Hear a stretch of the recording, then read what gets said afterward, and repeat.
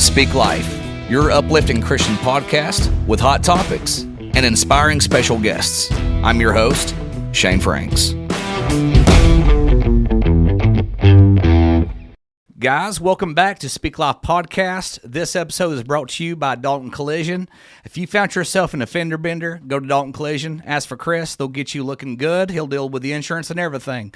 But we've had an interesting time today. We're having a situation trying to get TikTok going through our Restream, which is a third party, because I want you to be able to see on TikTok live the view of going through the cameras and all of that. We're working on it. We thought we had everything going and got here and realized that it wasn't working, but we've been in contact with them. We're hoping to get the ball rolling.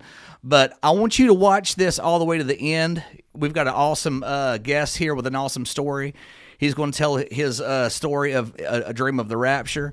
But we've got Mr. Ridley here today, Cody Ridley. How are you, man? I'm good, brother.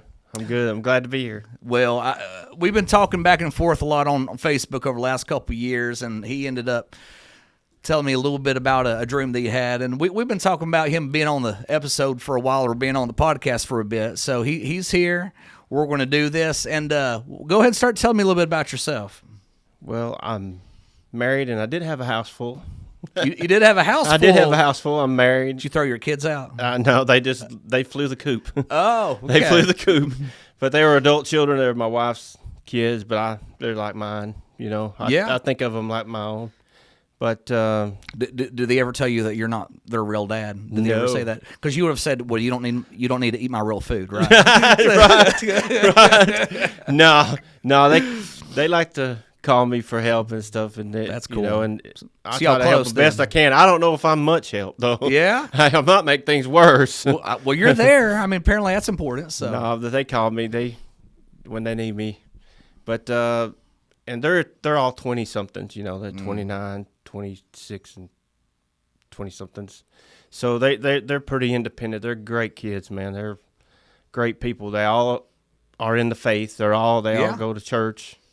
And I'm just proud of that. It's amazing. You're a rich man if your family. You ain't kidding. I'm telling you. How many kids you got?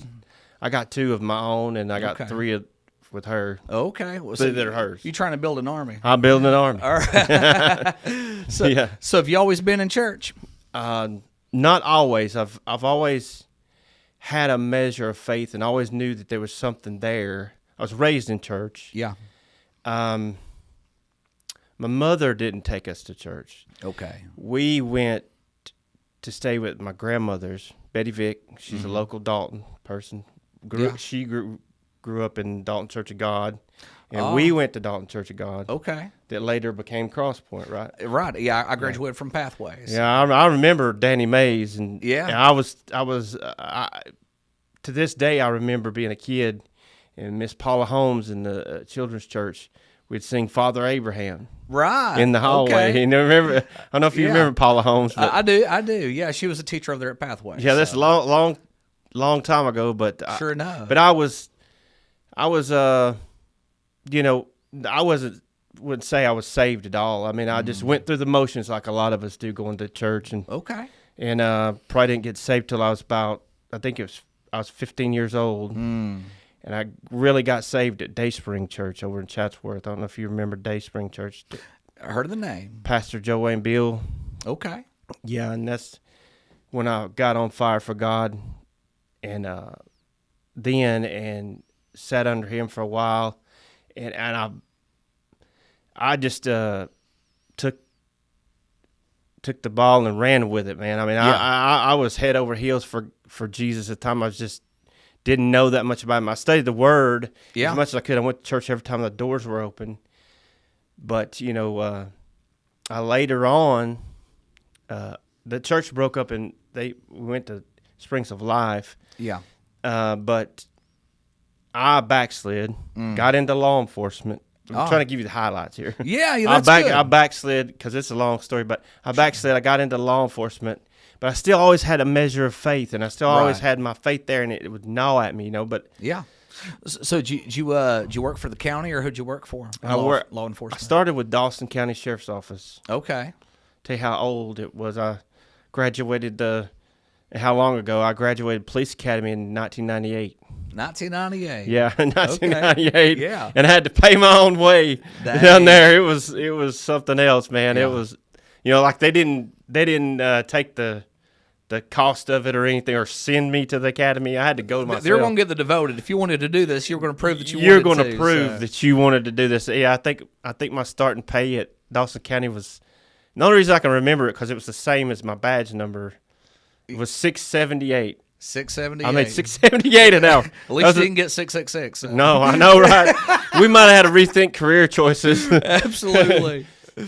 But I worked in the jail. I stayed in the jail there for like 3 years. You had to work there 2 or 3 years, and I got certified, stayed there a little while, and went to work for Whitfield County for just a short period of time. And then I went to actually work for their animal control. Hated that. Why? What'd you hate that for? Because you have to euthanize the animals, and that was just. So that was the county's job. I mean, like, yes. I know that they had the pound, but yeah, that was. See, back then the sheriff's office, they were certified officers and they were sworn in and they were sheriff's deputies, but they were under county control. Mm-hmm. They wasn't under Scott at the time. They were under county control. I forget the name of the coordinator there, but I just didn't like that at all. I finally got on to Chatsworth City, and that's where I worked for Chatsworth City for a little while. My wife, the animal lover that she is, she's about one step away from working for PETA.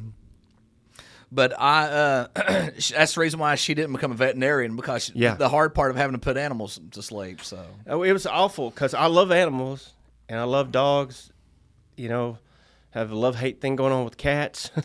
I don't know. Cats are the devil. Cats might be the devil. Yeah. They're in and out. They're definitely spiritual animals. God's got a sense of humor. Like, I'm going to create this little fur baby, and I want to give it razor blades for claws. Right. They just, like, kill you in your sleep. They can kill you in your sleep, yeah. They are something else. And how they can just be aloof and not affectionate one minute and totally love bomb you the next. Yeah. And it's like there's something weird going on. A little bipolar going on with the cats. Well, so tell me about this. You falling back, you backsliding. What happened there? Well, I backslid. I basically ran from my calling. I believe, that I was called to preach. Yeah. I got swept up in that, and then I backslid from that because I didn't think. I'd always thought, looking back, I'd always thought I could never measure up, because so much in the 90s was more geared toward what I like to think of as legalism. Yes. And it was performance based. Yeah. Whew, goodness. Man. It's performance based and not really seeing Jesus for who he is. Yeah. And who you are in Christ. Right. I didn't have that back then. I didn't see that like I do now. And like, you can't never do enough, and you can't never be good enough. Mm-hmm. Yeah, we're supposed to strive for holiness or whatever. But the only striving we do, the striving is to strive to realize who you are. You're a son. Right. You go out here and you run a stop sign, or you go up here and punch somebody in the nose, you don't cease to be your father's son. Right. Right. Then who are we to say, okay, well, if I fail or I made a mistake, did I cease to be a son? The church, I read a book called Pharisectomy. Oh, wow. It was called Pharisectomy. It's about ripping that out. Yeah. And I believe that the church, and I believe that a lot of people need to have that procedure to have that cut out. And, it's almost like, oh, you made a mistake. All right, let's go ahead and, just have you incinerated, straight and have you burned up, because you're no good. And that's not the way that God works. That's not the way that God operates. I'm pretty sure we've talked about this on here before, but when God saw the prodigal son coming, he was sitting there in that parable. The father was sitting on that porch, and he was just waiting, and it'd been how many years? Who knows? But he sat there every night after he got done with chores and just waited for it. One day when the sun was going to come up the driveway, he saw him from afar off. He ran down there, and he didn't tell him, boy, you stink. You smell like pigs. Go get washed up. No, he took his robe off, and he put it right on him. He disrobed himself. Yes. and showed his own nakedness and put it around his son. And that's exactly what Jesus did on the cross. He became naked. He had his dignity stripped away so that way that we could acquire ours. Absolutely. And he put a ring on his finger of authority, saying, "You're my son. You belong to me." You know. He didn't say get your crap in order at first, and that comes along with it. But it's a process. Right. It's a process. It's a process. And and just like you're saying here, we've got a lot of people in church that have the elder brother syndrome. You know, they're jealous of they see the addict, or they see the addict, or see the drunk or whatever come in, or the one blue hair, tattooed nose ring come in, and they get jealous because they get blessed. They get in the altar and they get their breakthrough and blessed. Right. And they're sitting over there talking about, well, look at what they got on. Can you believe they're, and all that mess. Right. But they're over there getting their breakthrough. That's true. And we have to, as a body of Christ and as believers, people that love Jesus, man, we have to really, really check ourselves, and say, hey, look, it's not it's not our job to be Pharisaical or legalistic or to fruit inspectors or whatever they call it. Yeah. Where they say, hey, look, I don't know what they're going through. I don't know what they just come out of. I don't know even what they may be high right now. Yeah. So what? Hey, look, we're going to show them Jesus as much as we can right now and get that thing broken off of them. Think about how far the Pharisees went, okay? They got so far away from the heart of God that the Messiah finally shows up, the one that they've been reading and memorizing Scripture from since, the age of 5. And this Messiah is performing miracles in front of them, and the only thing they can do is complain that you did that on the Sabbath. Who cares? Right. Who cares? It's like the Andy Griffith Show. You see a sign on a lake that says no swimming, but you see a boy over there drowning in it. Are you going to obey the sign, or are you going to do what you're supposed to do? It's obeying the letter of the law, not the spirit of the law. Right. This is what I was talking about. How something that was, I've been bouncing a couple of things back and forth today, just feeling this coming, and I was thinking, if we fall in love with Jesus, if we fall in love with the yeses, the no's take care of themselves. Look, you're married. You don't have to. Nobody has to tell you not to go out here and talk to somebody you're not supposed to talk to, right? Or be somewhere you're not supposed to be. You're in love, right? You're in love. Nobody has to. Same thing with Jesus and the Holy Spirit. I don't have to know. I don't have to read the 10 Commandments to know I don't need to murder nobody. Right. And something that it just chaps me is they talk about greasy grace. Yeah.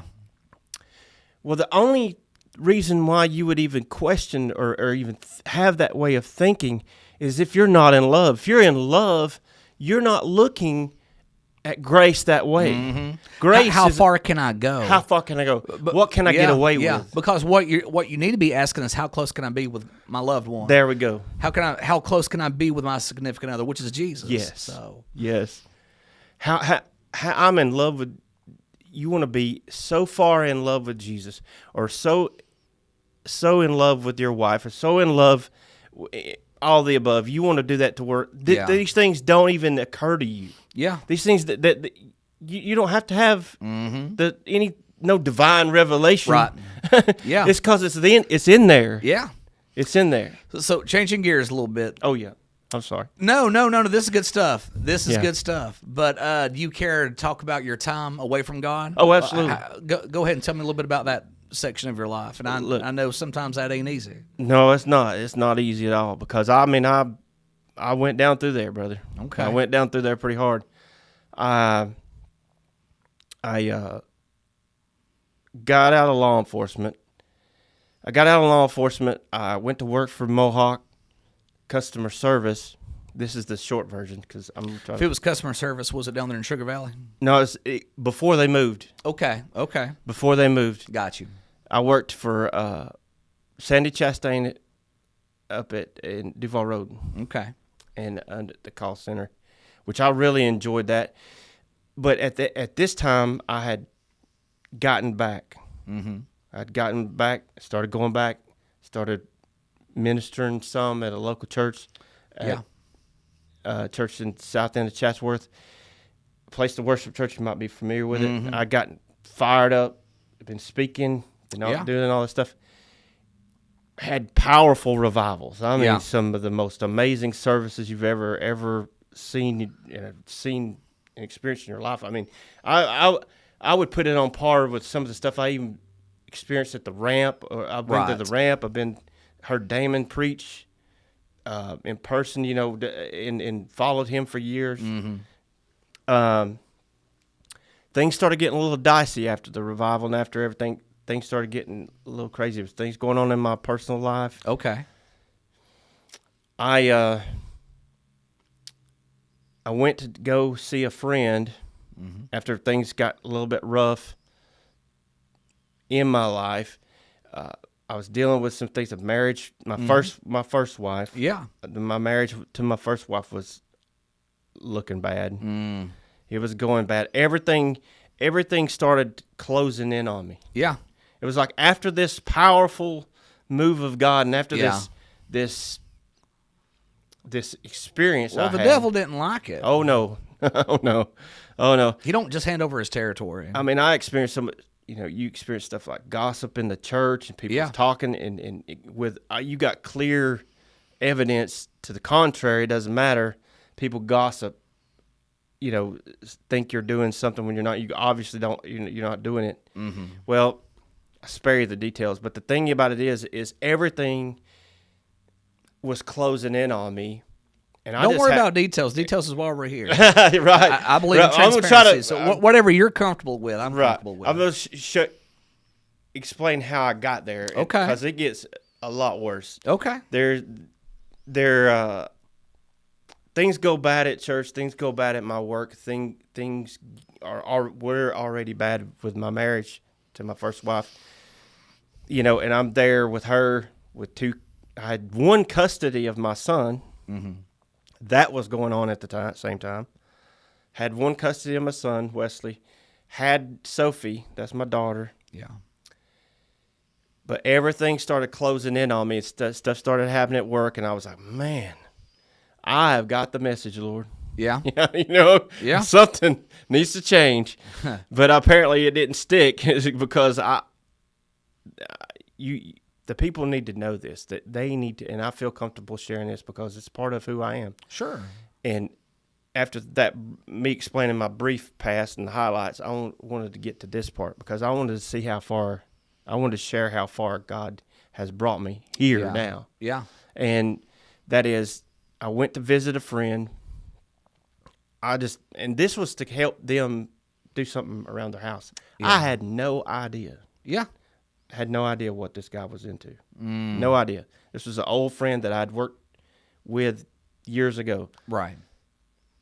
I go over there and we're sitting around shooting the bull or whatever, and I'm belly aching about what all was going on in my life, and he's like, "Man, here, I got something. Yeah, it'll fix it."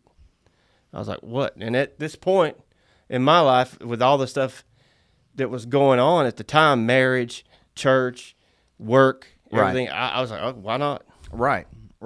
And guess what that was? It probably was illegal. Yes. Yeah? Methamphetamine. Okay. Yes. Yeah. It was bad.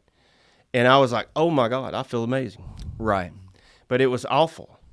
It was awful. It started me down a road that took everything. It took everything away from me. Yeah. It exacerbated every problem I ever had. Yeah. Well, I went down. So you chose this stuff to try to mask these problems. Yes. But the problems floated. Oh, it got worse. It got much worse. So they got worse. It got much worse. Okay. It got much worse. But, of course, I lost my job at Mohawk. I left the church. Did they end up doing a test on you or something? No. Okay. No, they didn't do it. I left because I couldn't do the job. I physically couldn't do the job anymore. I just quit. Yeah. And because it's high stress, Sure. And that is not the thing to do. Yeah. When you're doing that kind of job. It was crazy. And I left the church, ended up getting a divorce, which was devastating. Yeah. And I'm here to tell you, man, if you don't think you can bounce back from something like that, you can through Christ. You absolutely can, but it's not easy. Yeah. It is not easy. That was one of the most devastating experiences I've ever had in my life. And not because of my relationship with my wife. I don't know if I explained this. My relationship with my wife wasn't that great. It was the loss of the family unit. Yeah. When this is hard to talk about, but take your time. When you go from coming home from work, and your little girl comes up and runs up in your lap. Yeah. And you know, not everything's hunky dory, not everything's all fine, but that makes it okay. Yeah. You know, you go from that to nothing. Mm-hmm. You're alone. You don't have a house. You barely got your car. Yeah. You don't. You know, you're sofa surfing. Yeah. You know, you're going from house to house or whatever. I could stay with my mom sometimes or whatever, but she didn't want to have nothing to do with me because I was doing that stuff. Right. Right. That just started doing that stuff. But anyway, to fast forward to finally get in trouble. After a while, I finally get in trouble. I finally get arrested, which was a godsend. Which was an absolute godsend. So up to this point, your family unit has it's taken a toll in a big way. Oh, I destroyed it. How long of a period of time? I want to say it was about a year or a little more than a year. Okay. You talk about, and I mean, absolute destroyed. Just ruined the relationship. Your wife basically knew what was going on. Oh, absolutely. Your kids basically knew what was going on. Your mother basically knew. The kids maybe not didn't know what was but they knew something was up. They knew, they knew I was, messed up. Yeah. Because they never did do it around them or anything like that. Right. But the thing about it was, I was obviously doing something. Yeah. Daddy wasn't daddy anymore. No. And you can lie to yourself. So you talked about, before being able to walk in and your kids running up to you. Yeah. It wasn't like that anymore. Oh, no. What was it like? No, it was, you get home, whenever you do get home, and you hide. Yeah. You hide. You have to hide because of the shame. Yeah. You have to hide because of shame. Because I know what I'm doing is wrong. And I don't want them to be around it. I don't want them to see me do, like that. Mm-hmm. So you just have to hide, and it doesn't work. And you can lie to yourself, and you can try to justify it all you want to, but it is absolutely living a lie, and it will crush you. It'll destroy you, because it goes counter to anything, to the truth of anything that's truthful. That's one of the worst things about using that stuff or anything. It erodes your conscience and your soul so much to where you'll lie to yourself to where you'll believe it. Feel like a stone man? Yeah. I mean, it's just no emotion, and just you're there, but you ain't, I guess. You can react out in anger. You can react out. You might even can put on tears, but it's a facade. Yeah. It doesn't come from here. So what led you being arrested? Tell me about that day. I actually prayed. This is the crazy thing, because I thought I was something. I thought I was getting away with it, and I was fooling everybody. In your head you have these things. You when you're on that stuff, you think you're slick. You think you've gotten over on everybody. Right. Well, you ain't getting. I'm here to tell you, you ain't getting that over on nobody. They know you're messed up. Yeah. They know you're lit up. I mean, I wasn't the kind of guy that would be at Favorite Market or whatever, or Circle K at 3 a.m. cleaning out my floorboard. I know you're old school when you said Favorite Market. Yeah, I'm just here for some chicken livers. I'm just here for some chicken livers and tater logs. Now, I've seen this a lot. Whatever I was out there, the time I was out there, I seen this. They would go. You see them at the Circle K or whatever, the convenience store at 3 a.m. cleaning out their floorboard. Oh no. Or whatever. Right. I mean, it's just, you're not fooling nobody. No. And you think you're fooling your family, but you ain't fooling nobody. Yeah. But the thing is I got tired. Yeah. I got absolutely tired. And I got absolutely just fed up with the lifestyle, the hurt that I kept seeing I was doing to my family, and I could not stop. I was like, why can't I not put this stuff down? I was like, this is insane. Yeah. And I just cried out to God. I said, God, you got to do something. I said, this is not going to work. I'm going to die. I'm going to end up in prison. I'm going to die. Because a couple times I did get close. Got close to dying? Yeah, I got close twice. Two good times. OD'd or what? Yeah. Yes. What was going on, mentally? I mean, were you aware that you were ODing? Oh, absolutely. Yeah? Yes, absolutely. I thought this was it. But you couldn't move? I couldn't move. You go blind. I went blind. Yeah. I went physically blind and fell out and passed out and then come right back to. But and let me tell you something. Your buddies, you think your buddies out there, you're doing this, they ain't going to do it. You might be lucky if they throw you out at the ER. Wow. They ain't going to do that. They ain't even going to call. Yeah. Because look, they're implicated too. So you think they're going to do something? They're not going to. They would love to keep you out of the morgue, but they're more worried about staying out of the jail and the prisons. So. Absolutely. Yeah. And getting their next fix. Right. They're not even worried about you. Like, it sucks to be you, but they're worried about going and getting another hit.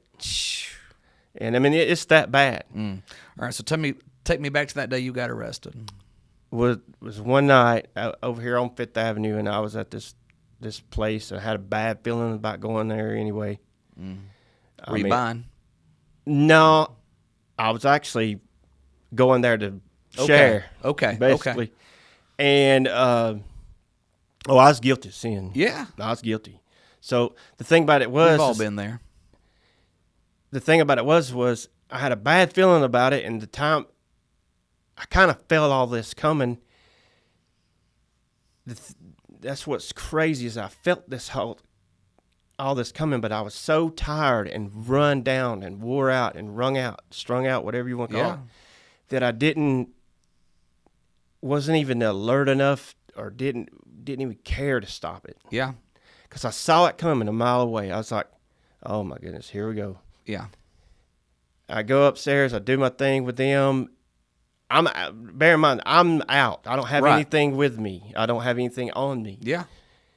I get downstairs. I go downstairs. I go to get in the car, and one of this girl's buddies comes down. He's acting weird. I see him make a hand motion or whatever, and I couldn't really tell what he did, but he was trying to talk to me or whatever. I saw it out of the corner of my eye, and as soon as I saw him do that, I saw at the same time I saw two Dalton Cities come up. Yeah. I knew exactly what was up there. Right. What he done is he threw something in there. Oh. And he threw something in what? In my car. He threw it in your car? Yeah, he threw it in my car. And, of course, they searched me. I didn't have nothing that they searched my car. Yeah. And, of course, it had a small baggie of residue. So I got charged with residue. Yeah. But it doesn't matter. I literally prayed this to happen, and you prayed to be caught. I prayed to be arrested. I prayed it for it to stop, and the only way it was going to stop, and God knows this. God knew this is the only way that I would stop is if I got in trouble. Yeah.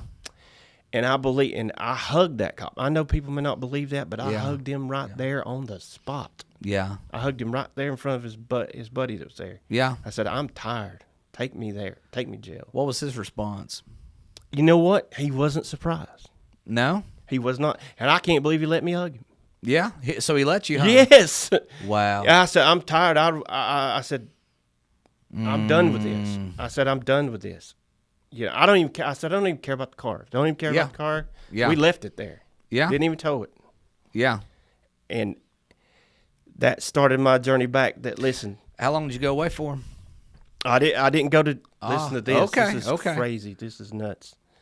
I'm sitting in jail. I stay in jail. And because of my background, my law enforcement background, you got to think about this. I'm a former officer. Yeah.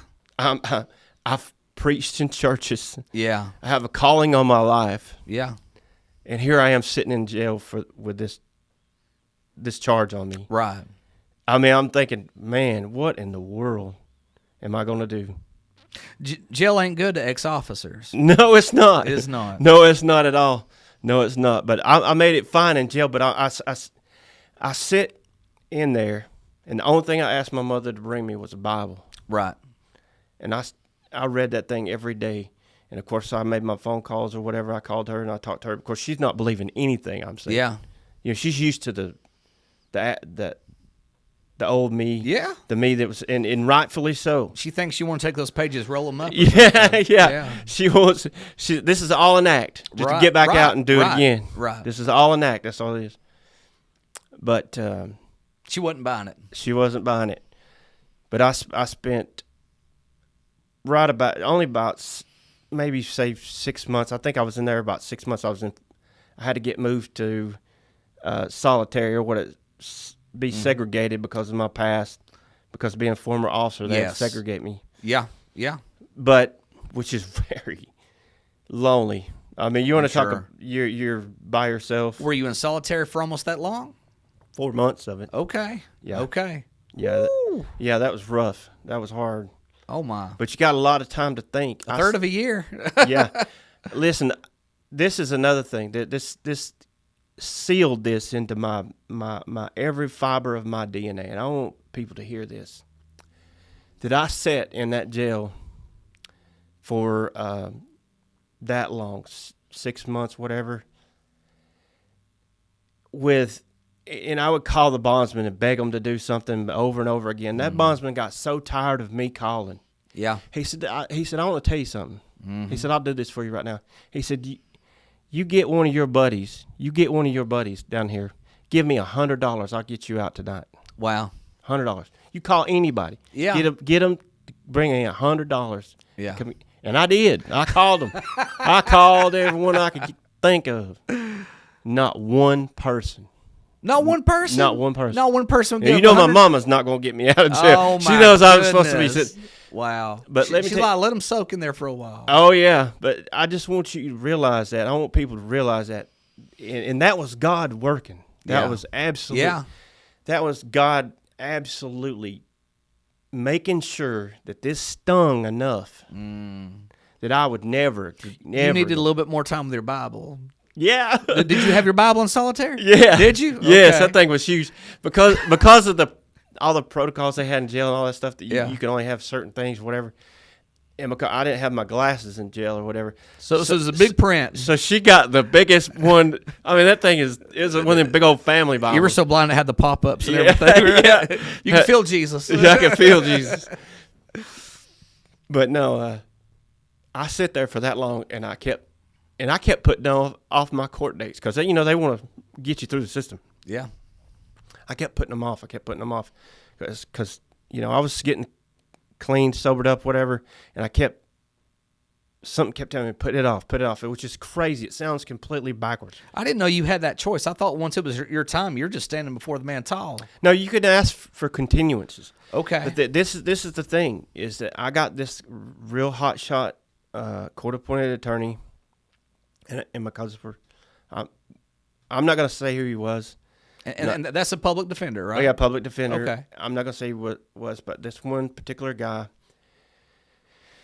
at one of my court appearances, and here I am, I'm praying for deliverance. I'm praying that this sticks, and because I'm really meaning this in my heart. I mean, I really am wanting to get done with this. I don't want to have no other problems with this. I want to get out and restore my family, restore my life, because, when the whole time I was out there, I thought that I was too far gone. And this is being from somebody that's spoken church before, from somebody has felt the power of God, from somebody that's seen God do miracles. And still I thought, even because of my life and what I went through, and then I went out there and did that I had gone too far. Yeah. But God had other plans. Okay. And this court-appointed attorney looked me dead in the eyes and said, hey, you're going to love Coastal because they're going to send me to prison. Yeah. You're going to love Coastal. They got more stuff down there. They got more drugs down there than they do on the street. He told you this? He looked me dead in the eyes in the jail cell in the courtroom and looked me straight in the face and said that to me. And I said, wow. I said, you're fired, buddy. You're wow. fired. I said, you're fired. And whoa. And I got another court-appointed attorney. Good grief. Yes, I said, I want to go back to jail now. Yeah. I want to go back. Yeah. I said, coastal prison, 5-3. Yeah. Is what I was looking at. Yeah, 5-3. Well, Where's coastal at? Man, I think it's Savannah or somewhere around Savannah. Okay, so we're close to the coast. Sort of close. It is on the coast, but I think it's close to around Savannah somewhere. Okay. But it's a long way from Dalton, Georgia. Yes, it is. It always is. They take you away from your family in case Yeah. you escape. You ain't got family to depend on. That's exactly right. Well, thank God for my new attorney that come up. And I kept texting people on the little jail text thing. I need another attorney. I got another attorney. And he was amazing. Yeah. He was absolutely amazing. He's one of the best men I've ever met over here in the legal system or whatever. And he looked me, he sat me down in the interview room in the jail and he said, look, he said, there is an option. He said, you're not going to have to go to prison. Yeah. Whoa. He said, you're not going to have to go to prison. That was a nice different tune. Oh, that's a big to- difference. Yeah. He The said- other guy just decided, you know what, you're gone, but make the best That's out of it. exactly what I know why you're here, so you're going to enjoy where you're going to going, enjoy so. it while you're down there. And I was like, that's a death sentence. Yes. To somebody that course. wants to change, that's a death sentence. And that was a crossroads to me, you know, hey, this is not the life you want. Mm-hmm.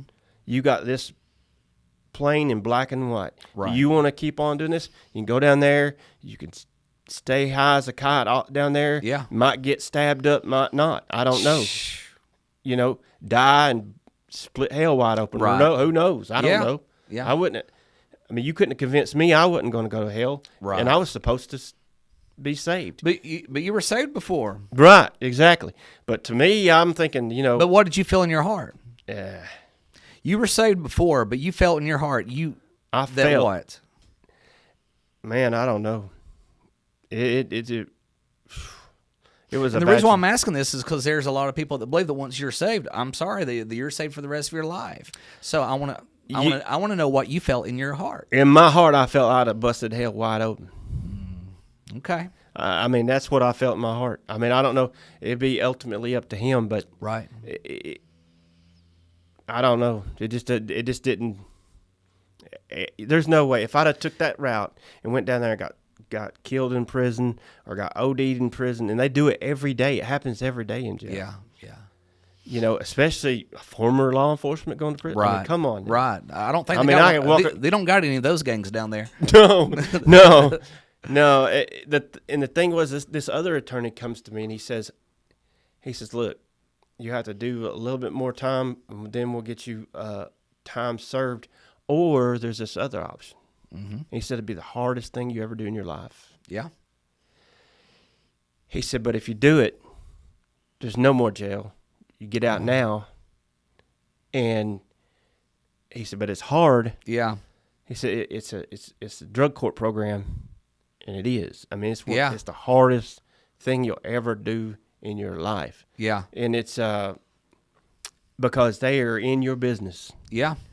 You know, if you've got any inkling to go back to that old life, they're going to find it. They're going to pick up on it. They got access to your phone. They know where you're at 24/7. They got surveillance officers that watch everything you do, come check on you. You got to work. You've got to go to meetings every day. Mm-hmm. I mean, they are all up in you. They get to know all your family members. What city was this in? Dalton, Georgia. Okay, Dalton. Okay. Right here. All right. Yeah, Dalton, Georgia. Yeah. And I had wonderful people. I mean, I love these people. I absolutely love these people because even though my heart was in wanting to change, and I really did I still had that old stuff in me that had to be driven out.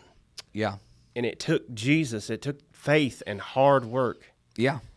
And associating, this is the thing that a lot of people may not realize is that it took a lot of it would bring back memories, scripture memory, a lot of the stuff that they would teach in those classes. You know, number one thing is accountability. You have to be true to yourself. And I'm talking about radical accountability. Right. Radical honesty. Mm-hmm. You have to get honest with yourself. Check and recheck. Yes. And then check again. Then check again. Yeah, I don't know if it's trust but verify. Yeah. It's like verify everything, then trust. You know, But no, I went through that program, and I was so boneheaded and so hard-headed starting off. They actually have rules. You can go call them today and ask, "Is this a Cody rule?" Yeah. That I would push the boundaries. So they have Cody rules? Yeah, really. They've got rules written in there that my behavior helped form. Oh, great. So you're the poster child of. I was the poster child of being difficult. Being difficult at first, but when they talk in NA or whatever, the light bulb went off. Yeah, it was smooth sailing and like a rocket, and I graduated with honors. I graduated the program with honors. They didn't see that coming, did they? No, they didn't see that coming. Not with me. Did your mom see it coming? This is what's crazy. I mean, it's what makes my story so different. Is while I was in the program, I think it was July 29th, 2019. I think it was July 29th, 2019. I had moved back in with my mother. She finally allowed me to move back in, and that was under strict conditions. The program loved her because she had cameras everywhere. Yeah, she had cameras everywhere, and she's like, y'all don't know what you're doing. Y'all are amateurs. Watch the way I do this. That's exactly what they take said. notes. That is exactly what they. I know it was blood type. Yeah, yeah, and look. She had me on Live 360. Oh my! Yeah, and I needed it. Did you have a shock collar? I wouldn't have put it past her to put that on me. She could have put it on me. But she got to see me get clean. She got to see me get the job. I started this job I'm working at now at Warehouse Carpets. I had been at work for 3 weeks, and I think it was about my third week. And she got to see me get clean, got to see me doing well in the program, and then during the program, you have to call a drug test line every morning at 5:00 in the morning. Yeah. At 5:00 in the morning, you got to call and see if you won the lottery. If you won the lottery, you got to haul it to the center to drug test. It's like a lottery system. Yeah. So winning the lottery means you get drug tested. Means you get drug tested, and it's a random drug test. Well, I had gotten up to make my phone call to call the drug test line, and I found my mother laying on the kitchen floor. Okay. Yes. Found my mother laying on the kitchen floor. And, of course, one of the number one things that triggers addicts is, a relationship or a death. So you found her deceased? No, she was, her eyes were fixed and dilated. She was still breathing, but she was gone. I mean, she had a massive stroke, and I got on the phone. I called 911, and just prayed with her. I bent down with her, and I've heard that they can hear. People can still hear if they're having problems like that. I just told her I loved her and everything was going to be okay.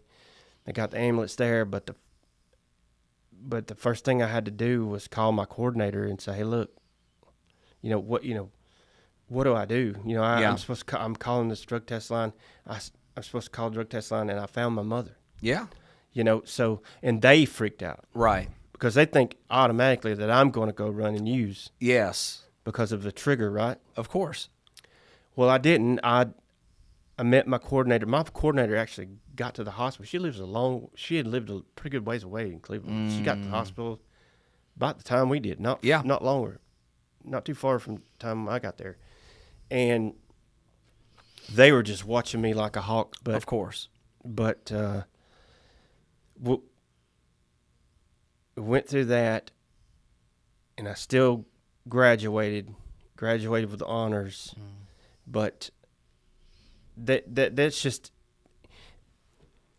I can't stress enough. And I don't understand how people that say they don't believe in God they just don't want to see God. I think they have hidden sin, or they have sin in their life that they just don't want to let go of. That God, the God thing would interfere with their sin is the reason why. Is because right. My mother And because of that program and because of God hearing that prayer that night, got to see me get clean. Yeah. Got to see me return to work. Yeah. Got to see me doing well before she passed. Wow. You can't put a price tag on that. Nope. She got to see her only son that, she would tell me, she said, I love you, but this has got to stop. Yeah. And I'm not going to, you're going to sit in jail. She would say that she loved me more than anything. She put money on my books. She would do all this stuff. But, she just had enough. And I earned it. In full accountability, I earned everything. She knew the easy way out wasn't going to be your way out. That's exactly right. But, it wasn't going to be a sure thing. But, if they landed aliens on the White House lawn, you cannot, there's no way you would be able to convince me that there's not a God. Right. And that he didn't orchestrate that whole thing. I was one decision away from going to coastal prison. I was one decision away from not choosing that route. And if I'd have chose that route, I'd have died in prison. My mother would have went on to be with the Lord or whatever. Yeah. And seeing me still addicted. Correct. But yet God in his grace and his sovereignty orchestrated this whole thing. Yeah. Just like Romans 8:28 says, all things work together for the good of those who love him and are called according to his purpose. Yeah. I love him and I'm called according to his purpose, but I was way far gone. Yeah. Even as far gone as I was, he still wrote me back in and still pulled me back in to the fold, pulled me back in, just like you were talking about the prodigals. There's just no way you could convince me there's not a God and that he doesn't attend to even the very little things of our life. Right.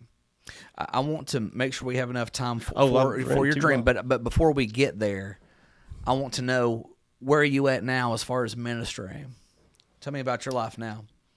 My life now, I've just been working and I've not got to speak much. I've done a funeral or two. Okay. I've done a funeral or two. I go to Cross Point. God's just had me in a learning and growing period. I wouldn't turn it down if somebody offered, but it's just, and I study every day. Yeah. I study every day. The thing is that when he's ready to turn me loose on something like that, right, I'm sure he will. Of course. But I'm cocked and loaded and ready to go. Yeah. How long's it been between now and, graduating the program? How long's it been? Let's see. You will say 2020. So yeah. It's been a bit. Yeah, it's been a bit. Been a bit. Yeah. Yeah. Well, tell us a little bit about this dream. Right. Well, let me get me a little drink. No, you're fine. Our cups look very fancy. This is a very fancy studio. But it's ginger ale. It's ginger ale. At the beginning of some of these episodes, I've looked at you and be like, this might have been an energy drink. This might have been a water. So you never know what's in these cups. So I wouldn't mind a Red Bull. Yeah. You want to go to sleep at some point. Yeah, I need to go to sleep sometime. But no, from time to time, I have very vivid dreams. Yeah. Is that something you've always had? Yes. Always been a gift of yours? I believe it is, but a lot of times it's dreams. From my experience, from stuff I've experienced in the past, is it's usually a warning of somebody for me or somebody that's directly in my sphere of influence. Somebody in the family, or something like that. But and it's usually, I just go by a personal rule that it usually needs to be at least a 3 or more reoccurring dream, because you don't want to get into this thing where everything's from God. Everything's from God. Because there are some people that are like that. Yeah, and there's a devil under every rock. And and at the end of the day, you just had too much pizza before you went to bed. That Taco Bell at 3 a.m. did it for you, man. Lay it off on the fire sauce. Right. I got you. Not the right kind of fire today. But that's a dream about hell, not heaven. Right. I've never had any type of I always thought it'd be awesome to have one. Yeah. I'm 50 years old, and I've been in and out of church, and I've spoke. I've had all kinds of other different spiritual gifts God's done through me in different times of my life or whatever. But this blew me away. It blew me away because it was totally out of the blue. Okay. It was totally out of the blue. No pun intended. Yeah, out of the blue. I went to bed, not thinking about anything like that, or I go to start having this dream, and we're driving down Crow Valley Road. We turn down that turn down the road to turn it on to go to my stepdaughter's place or whatever. Yeah. And what's so bizarre and what I thought was so strange was I know and I believe in my heart that it was my wife who was with me because we were going to see her daughter. Yes. But she was shaded out. I don't know how to explain this except I was vividly conscious of everything going on, driving down through there, finding the parking spot. Yeah. But every time I looked over, she was shaded out, and she wasn't in it. And I don't know how to explain this except for, and it wasn't in a negative way or like there was like it was bad. There was nothing. She was just pixelated in the dream. Basically. She was pixelated. Yeah. And so I'm just driving up, pulling the parking place, start walking up our concrete steps. And I do believe, before we go further, I do believe that when dreams are like that, it's because it's setting a scene, but that's not to be the focus. Yes. Okay. This was so different than what I've ever experienced. It's because of the detail and, the fact that she was shaded out like that. Yeah. And just the surrealness of it. Yeah. Just feeling the wind. Right. Feeling wind, feeling the cool. Yes. Feeling the wind. Walking up the concrete steps. She had went ahead of me. You felt all this in the dream? Yes. Wow. It was very vivid. It was very vivid. And, it's like it. See, I had the dream in the fall. Yeah. The leaves were still falling. Yeah. In the dream, it was it must have been dead of winter because there was no leaves. And it was. You're a landscaper. You're going to notice these things. Yeah, I'm going to notice it. 'Cause that's one thing I noticed was there's no tree. There was no leaves on the trees. It was overcast, and that was the thing. It was a real heavy overcast. Yeah. And it was cold. We're walking up the concrete steps. She gets up ahead of me. I'm taking my time up the steps. I get up the steps. I get to the platform. And as soon as I touch that platform, it's like time stopped. Okay. And it's like a kid takes. You've seen how a kid takes a teddy bear out of a toy box, or how your mom and daddy used to carry you from the car into the house. Yeah. That there was. I was pretending to sleep so I didn't get a spanking. Oh wait, never mind. Yeah, I'm sorry. I digress. It was exactly like that, and it was like something grabbed me. Yeah.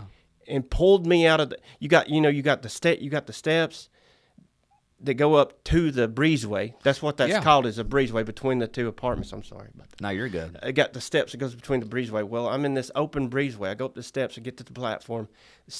Touch the platform. Something grabs me, pulls me kind of slowly, not violently, but slowly out, maybe 20, 30 foot up. I don't know. Okay. Just where I can see everything.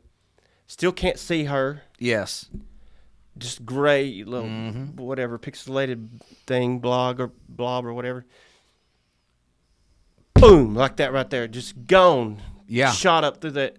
I mean, just as like I can't describe it. Up in the sky. Up in the sky. What was it, a teleportation, or was it just? No, it was a physical yanking up into the sky. Wow. The thing about that is it was the most peaceful, violent thing I've ever experienced. That doesn't make any sense. Someone who's been with the right woman knows. It was exactly. It was the most peaceful, violent thing I've ever experienced. I'm 240 pounds or 330 pounds. Yeah. I've lost a few pounds lately. Right. But I'm 230 pounds. It takes a lot of violence to just snatch up a 230-pound man. So it was abrupt, but it was abrupt, but there was no inertia. There was no downforce. No. Physics didn't play a part in it. Physics. It felt like physics were was canceled. The only thing I could tell, laws of nature were being broken. Laws of nature were being broken. And immediately, whenever I got shot up like that, everything just zoomed out. It zoomed out, and I went from, oh God, what's happening? What's happening? Yeah. Oh wow, I know what's happening. I think I know what's happening. Yeah. This is really happening right now. Wow. And while I'm thinking that split second, I'm thinking, oh God, for like a nanosecond. Yeah. I didn't even get wife out of my mind or out of. Yes. It's like he squashed it. Everything's okay. Huh. Because, I mean, I thought, here I am thinking for a nanosecond. Right. I just left my, you know, you were still in human form. Yeah. And what comes with human form also comes human nature, which is nature of worrying. Yes. But you were under the control of God where, no, we're not doing this. He instantly, like, I didn't even get the thought out. Yeah. Just barely. It's like the intent of the thought. Yeah. And it just, it's okay. Right. And the ground went from being recognizable really fast to just patterns and. I'm an astronaut. Yeah. And what's so crazy is I saw this and I got so far up that I think the last thing I saw physically with my eyes was the patterns went away and it was just main colors or whatever. Okay. And then this, I don't even know how to describe this light, vibration. Yeah. Excitement, but not scary. Nothing was fear. There was no fear. There was absolutely no fear. It was everything's okay. Everything's fine. It's like this is supposed to happen. Right. Everything's okay. You know, and I've sat and thought about this, and I thought, you know, I don't understand. The dream was short, right? I wake up right after that. I wake up right after that. But what it almost caused me more questions than answers. Answers, because I didn't see her. And I didn't see my clothes hit the ground. I didn't see. That's terrifying. That's terrifying. Thankful for everybody else around. Thank you. Imagine seeing a bunch of butt-naked people just going vertical up in the inside. That's why we don't need them anymore. But no, it's you know, I didn't get a white robe. And what's so strange about it is I did not see anybody else. You didn't see nobody else. Not anybody else. I didn't see not the first person. There wasn't nobody riding beside me. Hey, glad to see you here. We made it. Right. You know, there was nothing. It was just like this soul experience. And I could be wrong, but maybe the purpose of this was, you know, kind of like how you didn't see your wife. It was supposed to be focused on you. Yeah. And you know, because we know there's going to be other people, but maybe God wanted to be like, you know what, this ain't about everybody else's life and their relationship with me. This is about my relationship with you and your relationship with me. So I'm just throwing that out there. Absolutely. I think he might have been just telling me, hey, look, this is what you're going to miss if you don't act right. Wow. Yeah. You better stay on the straight and narrow. Yeah. You know? Absolutely. You don't want to miss this. I don't want to be a part of the tribulation force. No. I did a post on TikTok, and it was talking about, you know, things are falling in place. And it got a whole lot of hits. And I didn't mean to start a fight. People under this post started arguing about pre-trib, post-trib, and, you know, in the middle and all of that. But, you know, the thing is I personally believe that the church is going to possibly have to go through a little bit. Yeah. Because God's coming back for a spotless bride. And, brother, we ain't there. We ain't there yet. And you got to gold's got to go through refinement before it can get where it needs to be. Absolutely. And I'm not believing that we're going to be here for the whole full 7 years, but we're going to see some issues. Right. But I digressed. What was going through your head when all of this, you know, when you were in this dream? What was going through your head? What was you feeling? I want to know. Well, one thing I thought was, this is really fast. Yeah. This is really fast. Yeah. I was like, this is. Did you feel peace? Absolute peace. Have you ever felt anything like it? Hard to describe. I've felt great peace before. And have peace now, but that literally being in his arms or being in his hand. Yeah. To what it felt like. I mean, the only thing I can describe it is that it was in his hand and in his complete control. Yeah. I mean, just absolute physically in his control. The only thing I had, and that's just something I didn't even think of. I didn't hear nothing. Yeah. You didn't hear a trumpet? No. Nothing, huh? No trumpet. You know, there's a lot of people that say, you know what, when I hear that trumpet, I'll repent. Yeah. But, you know, you don't hear a dog whistle, and that don't mean it ain't blowing. And who's to say that it's going to sound like a trumpet to everybody? You know, and there's a part in the New Testament that says that some people thought they heard something thunder. else. Yes. Yes. Absolutely. Yeah, and if you ain't ready, you might not be hearing the trumpet. You might be hearing something else. That's right. You might think it's thunder. Yeah. You might think it's lightning. Rapture's taking place. They're over there singing a Garth Brooks song. Yeah, right. Yeah, I don't think I'll ever look at it the same. I definitely don't feel the same about it. I mean, like, it always seemed like a far-off idea. Yeah. Almost foreign. Foreign, almost. Yeah. It almost seemed like, okay, well, you know, I don't know if I'll ever live to see it, but it seems like it's close. Yeah. Well, that changed that day. That changed that day for me, for sure. Talk about it being real to you. Yeah. I mean, the urgency's there. Yeah. You know, you never plan on getting in a wreck, but you keep insurance. First of all, you legally got to, but it's nothing that you plan on, but you know it's a possibility. And that, you know, salvation, I hate to undermine it and just call it insurance, but it's fire insurance, you know, because it's going to happen. Right. And like you know, you can debate pre-trib, mid-trib, post-trib, all you want to. Well, look, I just want to be on the first bus out. You ain't kidding. I want to be on the first bus out. And the only way I know to do that is to fall madly in love with Jesus and do what he says. Yeah. Yeah. You know, do what he says and obey him, walk in love, walk in the Spirit, you know, and love each other. You know, that's, if your love walks right, everything else will fall in place. Right. That's true. You know, how did he say in Revelations that the people would overcome? They overcome the enemy by the blood of the Lamb and by the word of their testimony. Word of their testimony, and they love not their lives even unto death. That's tough. That's tough. A lot of people want to hang on to this old world. A lot of people don't want to leave this world.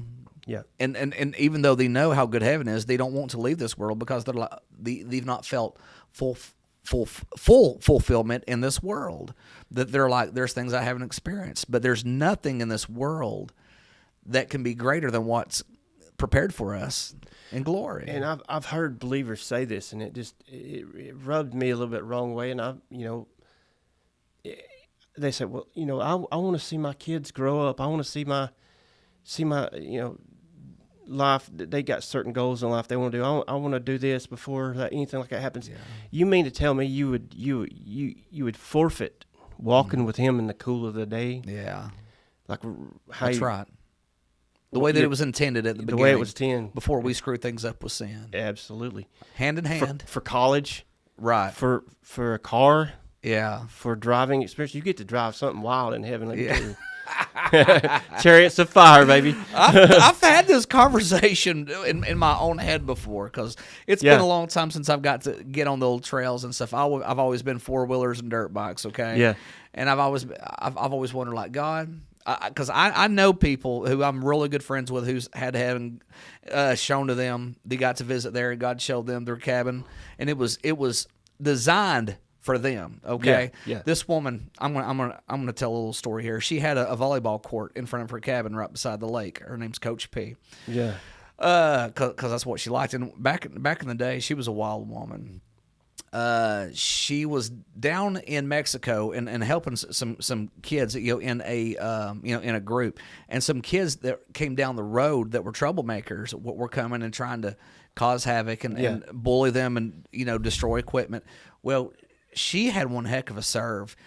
She threw the ball and served it and hit one of the kids in the face that was doing this and broke their nose. Oh, my goodness. That's a heck of a serve. That was a heck of a serve, and that boy came back to the service and got saved that night. That's fire. He couldn't hardly pray out loud. He sounded like he's praying in tongues. Absolutely. But I've thought, like, God, I hope that there's four-wheelers in heaven because I just want to ride trails. I know that sounds funny, but that's what this kind of stuff I like. You know? I don't see why there wouldn't be. Yeah. It might be pulled by a big white horse. Maybe I don't know. I don't know. That's horsepower. Yep. So, where do you see your next steps as we start wrapping this up? Where do you see after you've gotten this dream, this revelation from God? Because God doesn't just waste revelations. He doesn't just waste dreams. We all have a commission. Yeah. Where do you see God using you in these next few years before He comes back? I'm sure he'll have me, speak again. I'm sure have no idea where. Yeah. No idea where. Yeah. I'm sure he'll have me because as much as I love the word, as much as I love to share something, just share like, hey, look at this. This is amazing. Look what he's doing. Yeah. This is just powerful. I mean, because, God doesn't want you miserable. No. And if I can find some little piece of the word that would bring hope or joy or peace or something to their life, a little bit of hope, a little bit of joy, then turn me loose. Turn me loose, because they need to hear it and they need to see it, and people need to know too that they haven't went too far. Right. He's not scared of your dirt. What do you say to them? Those people who were there, people who think that I've gone too far because their only example of who God is has been a religious church that says, don't sit beside me because you're unworthy. But we know that that's not the demonstration that Jesus demonstrated here on earth. He demonstrated something completely different. What do you say to those people? Well, if God can pull a washed up police officer, an ex-preacher, not currently ex-preacher, but a backslidden, washed-up police officer, ex-preacher, backslidden preacher. If he can change that, a dope dealer, my life, my testimony is very colorful. Yeah, it's very, and it ain't all pretty. Yeah, but it's real. If he could do that for me, he can do that for you. He sure can. He could do that for you, because my walk with God now is more intimate and more closer now than it ever has been in my life. Yeah. I went through the crushing. Oil is how you light fire, and how you get the oil is from crushing the olive. Come on. And you're gonna need to be crushed. You're gonna have to go through crushing, but there's fire coming. Yeah. Come on. Yeah, there's fire coming. You just gotta get honest with yourself and honest with those around you, and say, hey, look, I got a problem. And I love the way that you put that, because you feel crushed, but there's fire coming. And that moment of crushing, you don't feel like a victor. No, you don't. You don't feel like you're on top of the world, but you're not. You're underneath it, but it was prophesied that the weight of the world was on His shoulders. Yeah. But we have the victory through Him, and as long as we allow ourselves to I'm sorry, but to be destroyed. Yes, that's what He meant when He said, "Take up your cross." Absolutely, the flesh got to die. It's got to die. Moses knew that no man can see God and live. If we're going to see God, flesh man's going to it's going to be non-existent. He'll drive it out. He said. I used to think, the Old Testament's so full of just this. It's like when God was mean. Yeah. But I looked at it in the wrong light. Like in the Old Testament, it talks about Him being a jealous God. Yeah. But He's not jealous in the way I used to think. He's jealous of love. He's jealous of love. And yes. How would you defend your wife? How would you defend your children? Bare fist. Bare fist. Bare fist. Listen, you don't come in my house threatening my family or my wife. We'll break knuckles. We're see, that's the way He is with us. He's not trying to create more rules. Oh, you got to follow this. Right. You got to do more of this. It's not like selfish, like what we think. Not what we think. No, it's out of love. It's like it's honor your covenant relationship, honor your your love with him. Yeah. You know, so and the more you get closer to him, the more you get intimate with him, you know, your life is going to be birthed out of the secret place. Yeah. It's going to be any fire. You don't have to advertise fire. You don't have to. You can. You just see it glowing. But you don't have to, because people know it's there, because it's burning stuff. Right. You know, and the closer you get to him, the more fire it is. The more fire there's going to be, because he says he's a consuming fire. Hebrews says that. How did God respond to Elijah on Mount Carmel? and let me tell you something. It seemed like an impossible situation. First of all, this is in the middle of a drought. Right. Okay? Water is very precious. But with God, all things are possible. Absolutely. With God, it was just water. It's just water. And Elijah said, you know what? Take some buckets, and dump it on top of that altar, and dump it and dump it and dump it again. Yeah. And he didn't go up there and say some religious prayer that came out of a theology school. It didn't have all of the thous and the thou wilteths, and you know, and it didn't have fluff. Right. It was very transparent and very real. And all he said was, God, make yourself known to them. Yes. And after they sat around, danced around like a Come bunch on. of Mohicans, cutting themselves Yes. all day long, and him over there, I love his response and his attitude towards them. He made fun of them. He made fun of their He's God. like, Yeah. maybe they're asleep. Maybe they went to the bathroom. Maybe your God went to the bathroom. Yeah. And he sits there and prays. And then literally the same sky that opened up that you saw in your dream Yes. came down fire, and it consumed that offering. God answered with fire. And if we'll humble ourselves, God will answer with fire. That's exactly right. But we got to make sure that our hearts are in the right place. Yeah. And you know what? He went through the drought just like everybody else before he got to this point. I'm sure he was humbled by it too. Absolutely. Well, man, Yes, it's sir. been a pleasure having you here. It's been good to be here, brother. I appreciate you letting me share. It's been an absolute blessing. And if anybody has listened to this and you're feeling the Holy Spirit deal with you and you want to give your heart to God, all you got to do is repeat after me. Heavenly Father, Yes. I thank you for sending your Son to die on the cross for my sins. Thank you for accepting me a sinner. I'm not perfect.